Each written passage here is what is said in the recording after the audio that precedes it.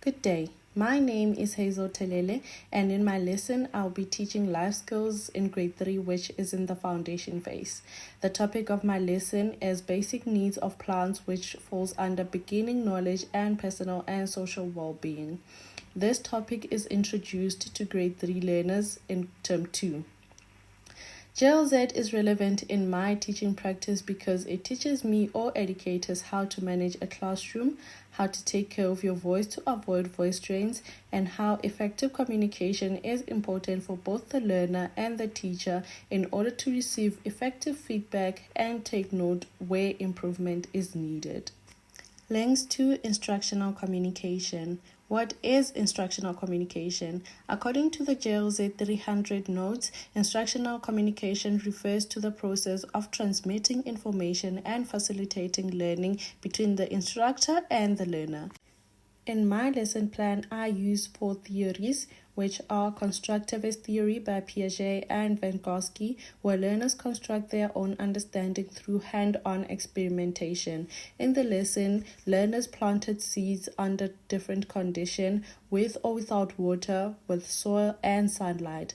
This activity allowed them to discover for themselves what plants need to grow.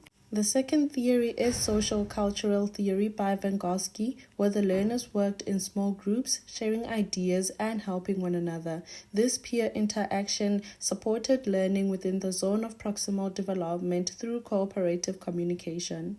The third theory that I used is the transactional model of communication, where the lesson encouraged a two-way communication process.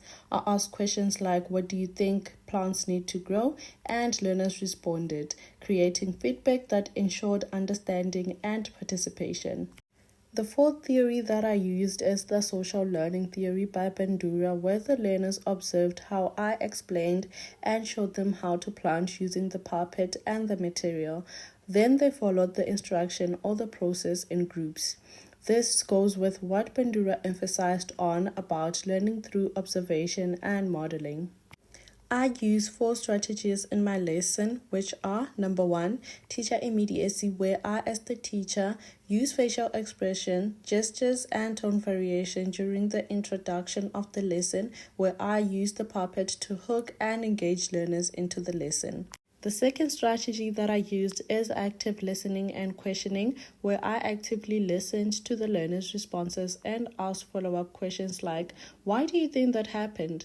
This promoted critical thinking and helped identify if learners were honest about their plan's progress.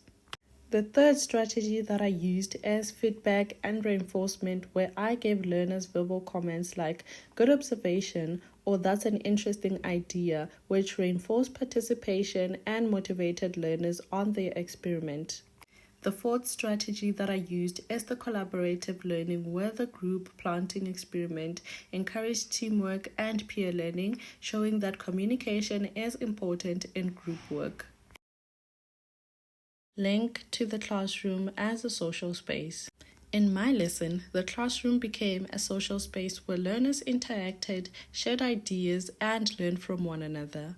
Through group planting activities, learners discussed their observations and made collaborative decisions, promoting teamwork and communication.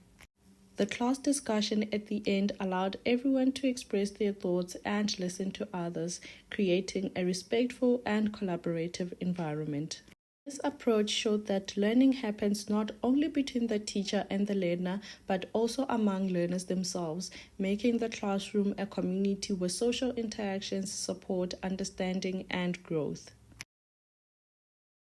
I planned and managed diversity to foster inclusive environment in the following ways. Number 1, with different learning preferences. The lesson accommodated different learning preferences like visual, seeing the experiment, auditory, where learners listened to instructions and group discussions, and kinesthetic, where learners engaged in hand-on activities when planting.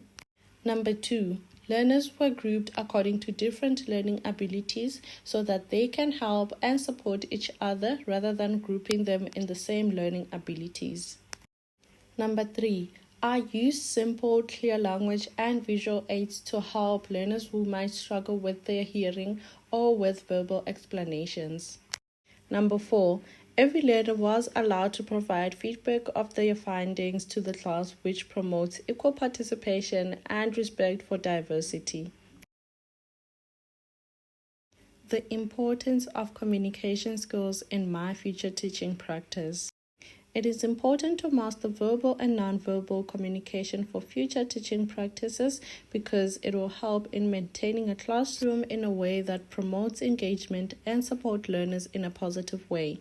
Effective communication is important when it comes to the sender giving instructions and the receiver giving feedback in a way that will reduce confusion or build understanding for both parties. Anticipated challenges and how to overcome them. First one is managing the noise during group work. I will establish clear classroom rules before the activity and stay consistent in establishing them. Secondly, I will manage my time effectively where I will prepare all the materials needed before the class and allocate time for each task. I will assign roles to each learner to avoid unequal participation among group members, where one is assigned to either observe, record results, or water the plant. I will use visual aids more to explain the instructions or tasks, repeat the instructions to learners, ask if they understand, and try to explain the instructions in a different language for them to understand better. Alternatively, I will try to break down the instructions into words that they are familiar with to make it easier for them to understand.